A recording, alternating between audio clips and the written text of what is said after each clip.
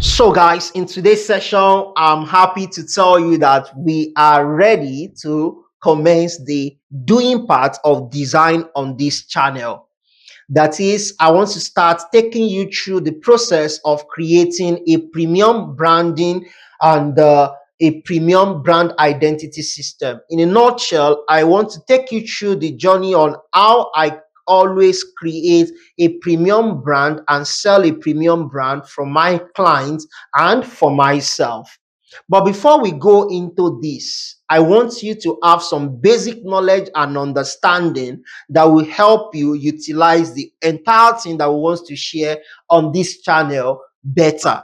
So, what's that? I want you to understand that any skill or product that you cannot give out for free, then you cannot charge a fee for that thing.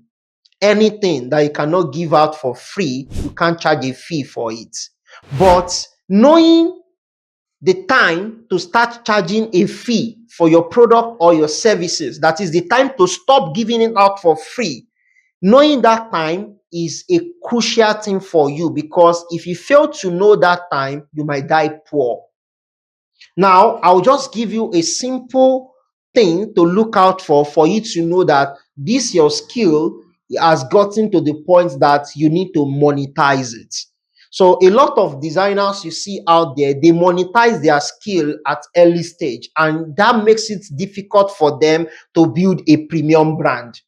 So that means I have to explain what it means to build a premium brand at the end of this video as well. So pay maximum attention to this.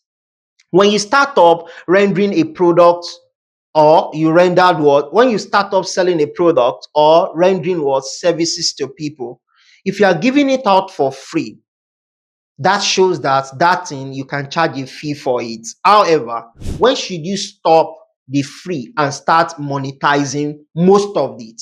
So it starts from here. When the numbers of people you are attending to has become so much that you now need money to buy time to do some other essential things that can bring in money for you or allow you to fulfill in life, at that point in time, it shows that it is now the right time for you to start making what money from those things that you're giving out for free. That is, it is monetizable. So if you look at the same thing with how YouTube does their things, YouTube, before you can monetize on YouTube, you have to have what 1,000 audience and also gets to what 4,000 hours of view. So that means when the numbers of people that you are giving your values out to, when they have increased to 1,000, that means they are now large numbers of people you are selling to. Are you getting where I'm coming from? And they are consuming your word, the value you are giving them to this particular numbers of hour.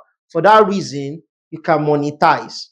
Do you get where I'm coming from? So you can apply that same strategy, that same method, that same principle to your real life thing. So when it becomes that people comes into your DM, you advise them, you give them opinion, and they utilize this opinion and it fetch them something, and their number is now increasing on a daily basis. That's when you see that people start opening a mentoring group. That's okay, you know what, if you want my advice now, you should pay for it. So that will reduce the numbers of people that they are going to be what attending to, and that gives them room to do other things. So the same thing goes to where you get free tutorials, somebody who creates a free time to be teaching people. When the numbers of people that they are attending to become so high, by that time they should know that that thing is now monetizable. So as a flyer designer, as a logo designer, is either you start with a very cheap price or you start by doing it for free for people that can appreciate it. And when you see that they talks about you more and they refer you more, or the demand for your services more, by that time you can monetize it. Now let me give you a quick breakdown. Let's say for instance that you are a graphic designer and you're looking for people to patronize you. First of all, see people that want your services for free by looking out for people that need a social media presence or that need a flyer. That you can just like, okay, you know what, you are selling food and people did not know how great you are in cooking food. I can help you to design a flyer that you can share to people and they are going to get to know about you. However, you are going to pay for printing while I just help you to design it. If that person pay for printing and you help them to design it, you render your services for free. If that person now see result and they come back again that, oh, we want you to help us to design it because I want to have this program, you did it for them. So if they are coming back often, if it is like 3 to 4 times, then it is time for you to monetize it on their head. Do you get where I'm coming from now? So I believe you understand it, so I should not say it all. But with this, you have understand when to monetize your skill. Again, anything you cannot do for free, you cannot charge a fee for it. I hope you understand this. So back to what our class arrangement is going to look like on this channel. Now, I want you to understand something about design industry. Design industry is an industry where people actually jump into because there's enough resources out there that can let you become one if you have the time. I've seen a lot of people that with YouTube video, they become what? A designers that can design very good looking stuffs.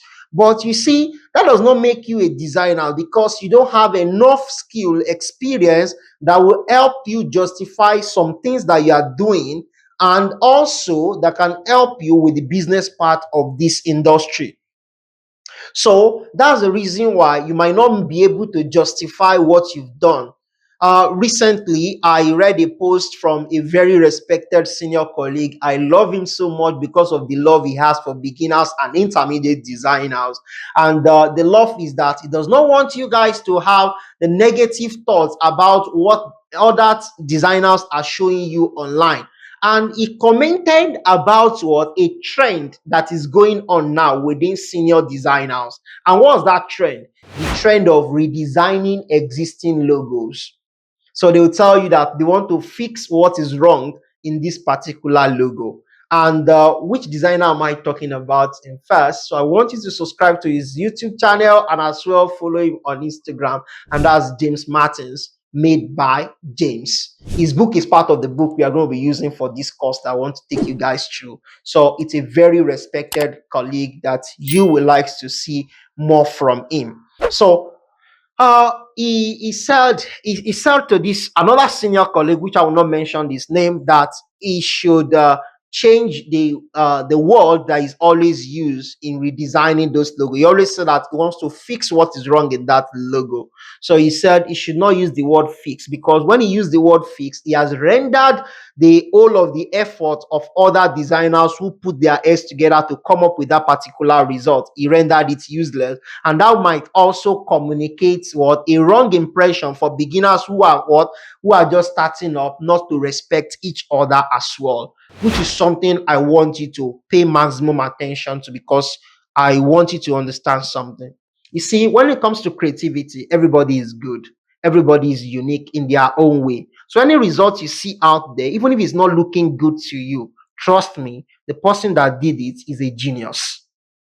However, how can you correct that person for them to become a better person?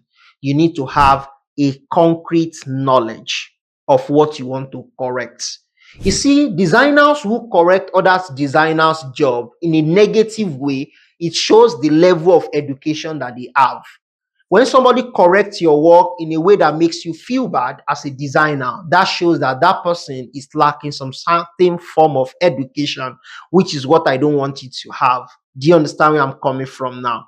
So please and please, this class is going to what? Be structured from book that we are going to read.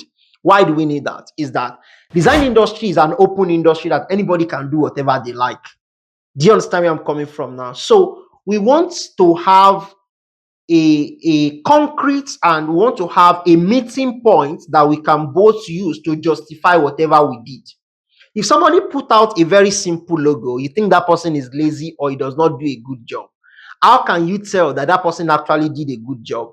You have to have enough understanding of previous jobs that has been done or what different designers have said And all these things, you can only find them in book. And that's why we said a lot of people shares opinion, but you can only find the facts in a book. So we are going to start with the numbers of books that we need to read and what we want to learn in those books. When we are done with that chapter of talking about the numbers of books we should read and what we are to learn in each of the book, then we are now going to start with the summary of the knowledge that we gain from those books. When we summarize the whole of the what knowledge we gain from those books, that is what is going to help us to determine our own method of designing. So I'll be taking you through how to create a premium branding. So from A to Z. So I'll start by what? Showing you the entire book that you have to read and the all of the things you are going to find in each of the book or that you should look out for in each of the book.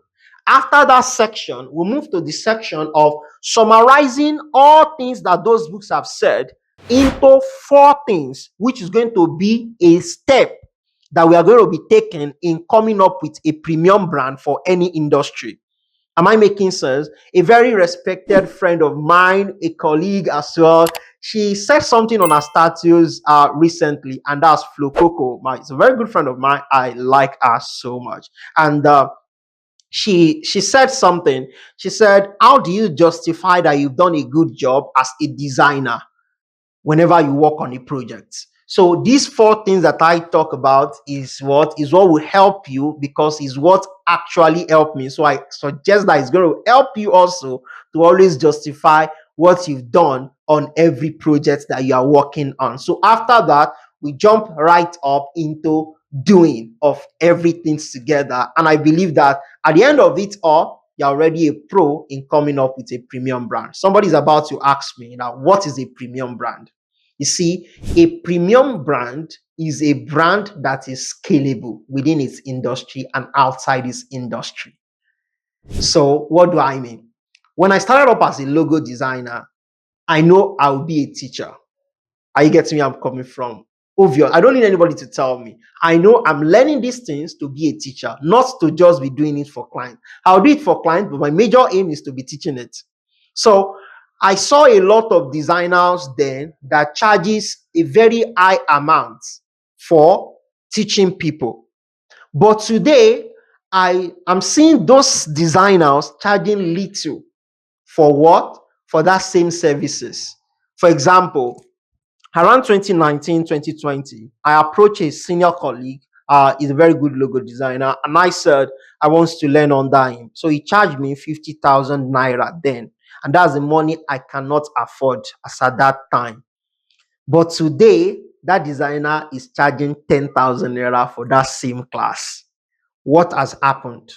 What happened is that that designer is not building a premium brand, because a premium brand is a brand that is scalable, not a brand that is what?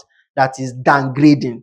Do you get where I'm coming from now? It's not a sign of being nice or trying to accommodate people. No, it's a sign of something is wrong with the what? With the nature of the brand. So if you start your business, your brand with charging 5,000 naira and you are increasing it on a yearly basis, that means you have what? A premium brand. If people are still buying it at that particular rate and you keep on scaling, that's what makes your brand a premium brand. Don't confuse a premium brand for a luxury brand. Somebody can be selling a biscuit of 5 naira or selling a product of 5 naira and still has what? A premium brand. If you actually design a premium brand for them, it's different from a luxury brand. And I hope somebody get this right. So let's meet in the class, guys.